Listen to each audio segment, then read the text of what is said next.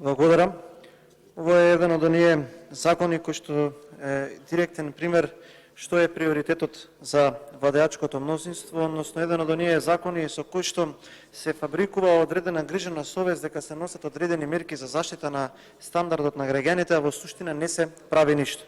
Ова е еден закон, само да бидам многу јасен и директен и граѓаните да ме сватат соодветно, кој што нема веднаш и по неговото носење да ги спречи оние нефер трговски практики во малопродажбата од аспект на храната и на земјоделските производи. Ова е закон кој што ги дефинира однесувањето на големите трговци, како и глобите, кои што во случајов повторно ќе нагласам не се доволно големи, само доколку со агресивна кампања или со физичка сила продавачот го натера купувачот да влезе во дуќанот. Таков е овој закон. Законот за нефер трговски практики од аспект на купување на храна, на сите оние производи кои што ја сочинуваат потрошувачката кошничка, не се наоѓа пред нас. На 6 месец владата го усвоила овој закон на седница на влада. Пред отприлика 3,5 недели, не се сеќавам точно, извинете ме ако грешам, некој нека ме исправи, имавме комисија за европски прашања, во кој што ваквите закони се ставаат кога се усогласуваат со одредена европска регулатива и по деловникот имате само 3 дена да разговарате по тие закони. Што значи дека ако нешто е приоритет, се става на таа комисија по деловник ако се усогласуваат со европски регулативи. Во Република Македонија таа е комисија за се нешто, бидејќи се она кое што треба да генерира профит и бизнис на власта се става на комисија за европски прашања. Идентично претходно разговаравме за доделување на лиценци за ископување на суровини и на песок, замислете, и тука имаше тепачки, и имаше уцени, и имаше закани за да се донесат такви закони, а закон кој што треба да генерира заштита на потрошувачи од аспект на големо продажници и од аспект на нефер практики во однос на тоа како агресивно или колку доволно агресивно одреден продавач ќе го рекламира производот, се носи, замислете, во 11 месец. Значи, од кога завршила комисијата, ние сме чекале 3,5 седмици за да ова законско решение со исполнените услови, изгласано на комисија за европски прашања, да го добиеме тука пред нас и колку толку, барем и на вакво неквалитетно законско решение, да се обидеме да го лесниме стандардот на граѓаните. Да биде уште поинтересно, на 6-тиот месец, во владата е усвоена информација за да се изготви нов посебен закон, закон за нефер трговски практики, со кој што целосно ќе се транспонираат, се извинувам, европските практики за во односите бизнис на бизнис во синџерот на снабдување со земјоделство и храна, со кој на начин на кој што ќе се изработи национален закон за да се направи, односно да се сузбие онаа појава на неравнотежа помеѓу добавувачите и купувачите. Во 6 месец бил тој закон усвоен, односно оваа информација, за да биде усвоен овој закон, тој закон уште го нема пред пратениците. Фактички, ако го нема пред пратениците, го нема ни усвоен, ниту па можат граѓаните да го користат.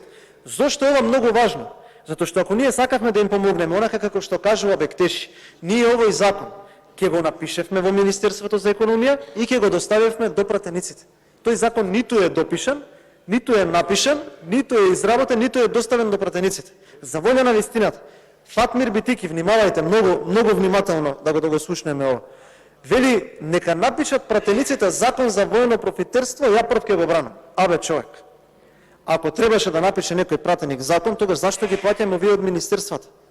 Еве, сабајле имавме случај каде што пратеничка напиша закон за забрана на регистрирање на здруженија и фондации кои што носат фашистички презнак. Пратеничка го напиша авторски закон. Институциите овие од правда спијат, овие од надворешни спијат, ако треба пратеник да го напише тој закон, за 4 или 5 институции, пазарна инспекција, Министерство за економија, вице-премиер, Министерство за финансии, премиер на држава, ако треба пратеник да напише закон, за да ги условно кажано помогнеме граѓаните, за да не плаќаат такви цени, тогаш во ред. Ама дајте не бидете смешни. Дајте да кажеме дека тоа треба тука да се случи, па нека дојде Битики да го брани. Јас ова и јавно го прозвав на комисија, човекот ми вели, не, јас такво нешто не кажав, а во текот на вчерашниот ден, кога беше одржана комисијата, човекот ја даде таа изјава. Сега имаме континуирано зголемување на цените во малопродажба, имаме инфлација од 19%, внимавајте, од 19%, сите апсолутни рекорди ги срушивме, потрошувачката кошничка, кој што ја вади ССМ, е 50.000 денари, а Министерството за економија и покрај тоа што има информација на влада, добиено задолжение, го нема напишано законот. Денеска пред нас, ако бевме искрени, требаше да зборуваме за закон, за нефер трговски практики во малопродажба на прехранбени и земјоделски производи, а не да носиме закон со европско знаменце кој што генерира заштита од тоа ако излезе продавачот и на физичка сила ве внесе во продавницата. Ве молам, луѓе, каде живееме? Ве молам, каде живееме? Па вечерта само што ќе заврши седмицата кој ќе го изгласаме законов, некој од вашите министри ќе пише статус дека е голем успех. Гледам, Сабајле завршила седмицата на влада неколку клучни одлуки. Најголем историски, најголем буџет, 5,3 милиарди. Ајде тоа што е донесено, па сега замислете мерка, антикризна мерка, комплетно прекопирана од ВМРО ДПМН, но оваа од AliExpress се ограничува маржата на огревното дрво и на пелетите. Нема да помогне тоа. И отворено ви го кажувам. И нека служи ова како можеби содржина на вашите или оние медиуми кои што ве помагаат од страна за да ги спинувате овие изјави. Нема да го дадат резултатот. Затоа што во 11 месец вие ограничувате цена на дрво кога 80% од граѓаните веќе имаат набавено. Ама и тие што набавуваат, ние велиме вака, таа цена која што вие ограничувате нема да даде резултат. Ајде да го тргнеме ДДВ-то за огревно дрво, веднаш да падне таа цена за 18%.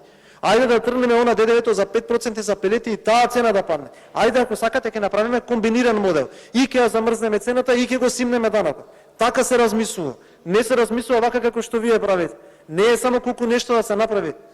Еве ви 7 мерки, готови ви се мерките, земете ги, ви кажавме вчера, вие подпишете ги, ние сите ќе се повлечеме да ги донесем.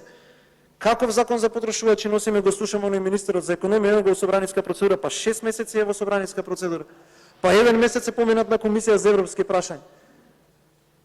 Па да беше некој друг закон за суровини, за лиценци, за доделување на концесии, па сега ќе беше поминат само веднаш што ќе стигнеше во комисијата, па ќе имаше тука и тепање за тоа да помине. Мораме малку посериозно, сватете си работата посериозно. Значи, само цело време ние ќе си натиме за нешто. Не е сега донесено, потрошувачите ништо нема да ги заштити потрошувачите, овој закон вака напишан. Дали треба да се донесе? Да, треба да се донесе. Зошто? Заради тоа што генерира однос помеѓу там. Каде е забоено профитерство законот? Нели ќе ги затваравме маркетите? Каде се оние законска регулативи кои што ќе ги спречи маркетите да имаат цени кои што се повисоки во цените во Западна Европа? Па излегуваат на интернет. Има содржини каде што во Србија, во Бугарија, во Грција, во Косово, истата цена на производ изработен во Македонија.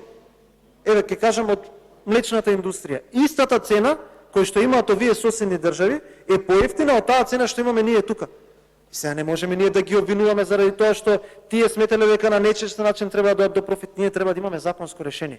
Затоа замолувам Министерството за економија да си седне во рамките на институцијата, да си го напише овој закон за нефер трговски практики, нека дојде повторно, ставете му европско знаменце, ќе интервенираме со амандмани ако треба, ако не, нема да интервенираме, ќе дојде на пленарна седница, дајте да го донесеме тој закон. Тој закон треба да го спречи ваквото накачување на цените во малопродажбата за храната и земјоделските производи.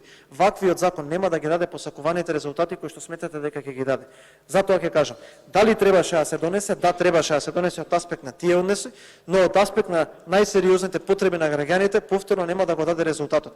Ќе видите, сега е нов месец, Државниот завод за статистика ќе излезе повторно со корекција на накачени цени во малопродажба за храната и за пијалокот.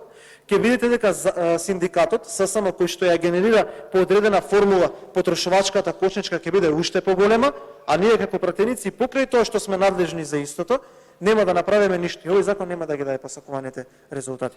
Затоа жалам што не знам, најверојатно Министерството за економија има поприоритетна работа колку да го изработи тоа законско решение. Уште еднаш ќе ве повикам, напишете го, донесете го до собранието, затоа што тоа е единствениот начин да им помогнеме и на граѓаните, но и на оние организации на потрошувачи. Благодарам.